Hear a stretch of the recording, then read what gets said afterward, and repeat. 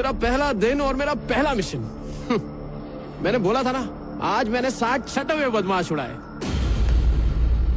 Thank you गुरुजी, आपका order तो मैंने माना नहीं। अब जो सजा दोगे मंजूर है, पर सच कहूं अंदर से एकदम भगवान वाली फीलिंग आ रही है। I am the best.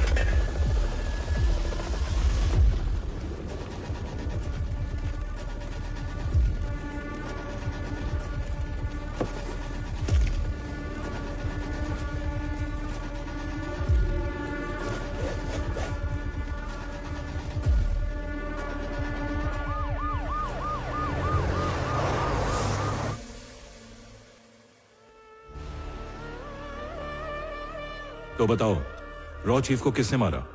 Ramakrishna उर्फ रिकी।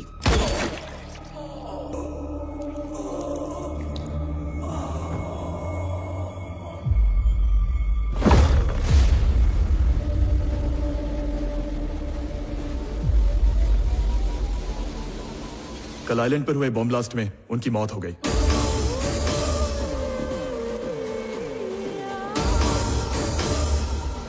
पिछले 24 घंटों के अंदर क्या क्या हुआ था? ये पता करने का एक ही तरीका है। रिकी का वॉइस रिकॉर्डर सर, जो हमें आइलैंड पर मिला। जब आप ये मैसेज सुन रहे होंगे, शायद मैं इस दुनिया में ना रहूं।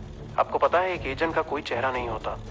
ये दुनिया एक पल में अच्छे को बुरा और बुरे को अच्छा बना देती है, और बाकी दुनिया के लिए सच एक राज बन के रह जाता है।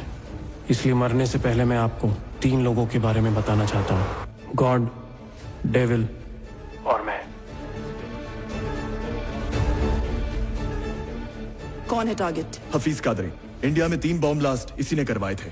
इस ऑपरेशन का सक्सेस परसेंटेज कितना है मेहता? Only 5% ma'am. तो फिर ये बताओ, हम ऐसे खतरनाक सुसाइड मिशन क्यों कर रहे हैं? इस मिशन का इंचार्ज डेविल है मैम।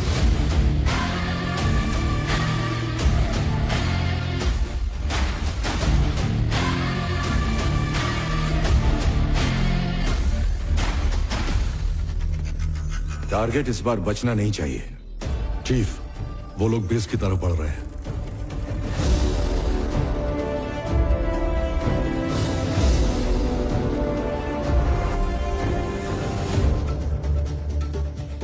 प्रोफाइल मैच करो। यस चीफ, हम उसी पर काम कर रहे हैं। 50% मैचिंग सर। तो अब क्या प्लान है चीफ? रुको, पहले हमारे एजेंट को कंफर्म करने दो। हमारे एजेंट ने आइडेंटिटी कंफर्म कर दी है चीफ। यस, यही है हफीज कादरी। लोकेशन लॉक करो। Yes chief, location lock. Am I clear to engage? Missile launch करने की तैयारी करो। Satellite 1 lock. Chief, target is on the move. Target के साथ हमारा एजेंट भी है। तकरीबन 1 हफ्ते पहले ही उससे बेटी हुई है sir. Missile ready to launch. 1 2 Stop that! Abort the mission. I repeat, mission को रोक दो। सॉरी सर, मिसाइल लॉन्च हो चुकी है। 30 सेकंड में धमाका हो जाएगा।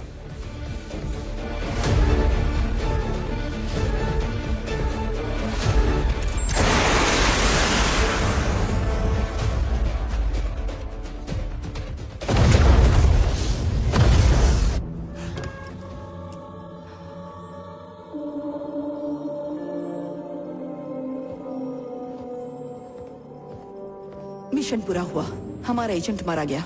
मुबारक हो चीफ। हमारे काम में जज्बात के लिए कोई जगह नहीं होती।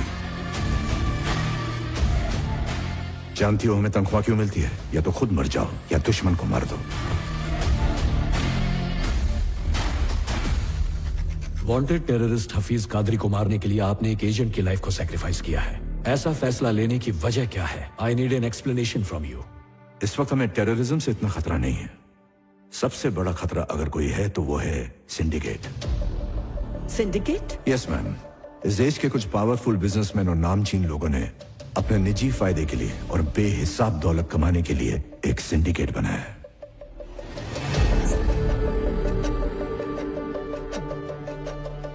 सेंट्रल मिनिस्टर जयकिशन के अंडर चिल्ड्रन न्यूट्रिशन फंड के नाम पर 25,000 करोड़ का घोटाला हुआ।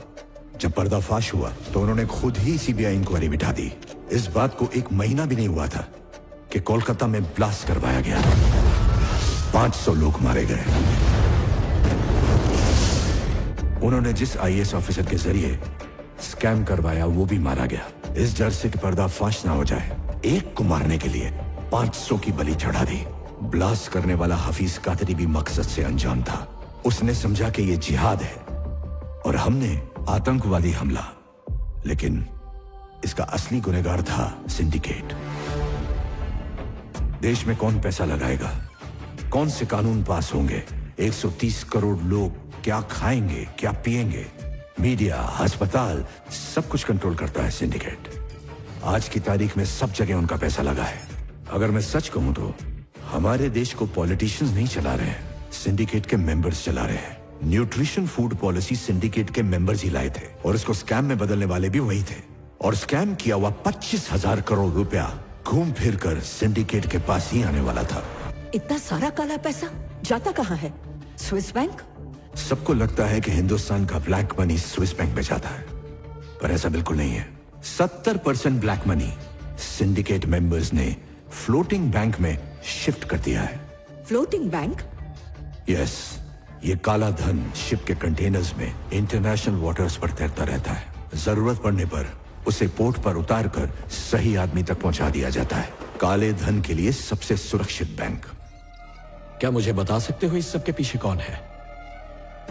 गॉड, सिंडिकेट का पावर हाउस। अगर हम इस पावर हाउस को ढूंढ लें तो सिंडिकेट को खत्म कर सकते हैं। हाल ही में पैसों से भरे सिंडिकेट के एक शिप को अफ्रीका की सरकार ने जब्त किया था। पलक झपकते ही ये गॉड वहां पहुंच गया और पूरी सरकार ही पलट दी।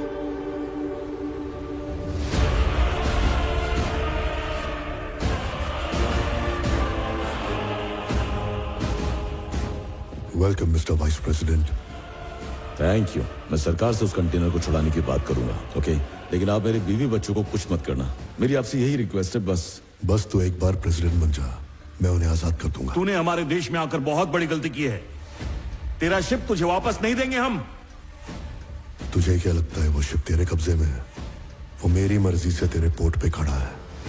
उस शिप पर 3 लाख टन से भी ज्यादा RDX है। 2 दिन बाद तेरा प्रेसिडेंट पब्लिक में भाषण देगा, तब मैं शिप को ब्लास्ट करूंगा। तेरे प्रेसिडेंट के साथ साथ तेरा आधा शहर। क्या लगता है हमारी आर्मी ने चूड़ियां पहन रखी हैं, जिंदा नहीं बचेगा तू?